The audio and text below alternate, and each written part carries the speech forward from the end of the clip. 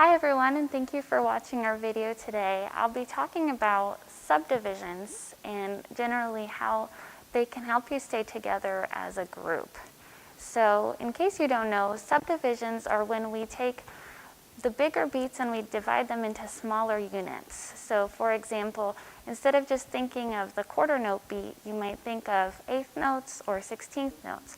Usually we do this in our head. So rather than counting out loud, we are thinking about them in our head. One example of this is when your teacher says, count 1 and 2 and 3 and 4 and.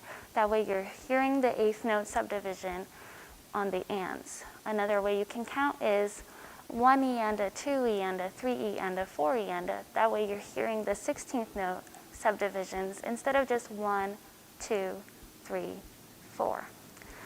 This is really important to be able to do when you play in a string quartet because a lot of times the different parts in the group will play in different types of subdivisions.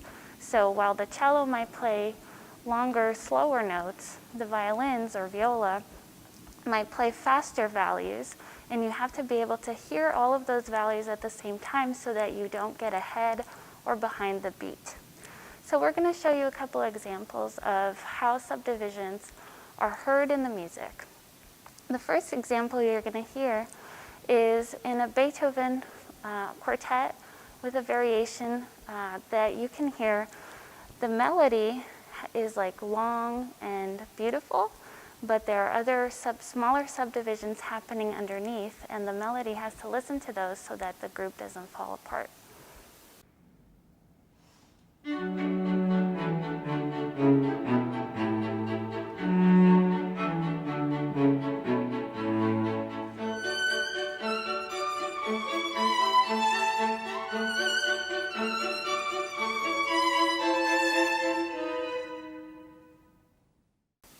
The second example that you're going to hear right now is when you don't actually have the subdivisions clearly stated in the music, but you have to maintain them in your head as a group so that nobody gets behind or ahead.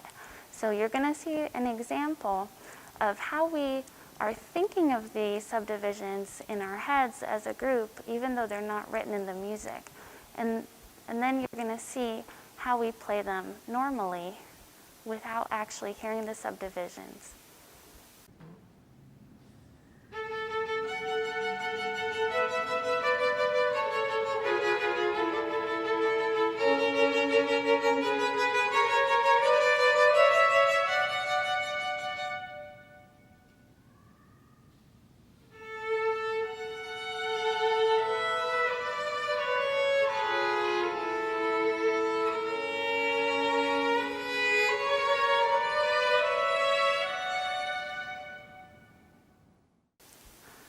The last example that I wanted to show you guys today is what can you do when you want to have a slowdown or a tempo change as a group and stay together so that everybody is slowing down at the same rate.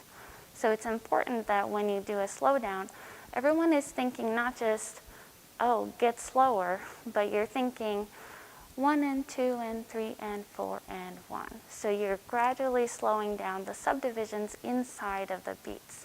So this example that you're going to hear is the ending of a slow movement of a Brahms quartet.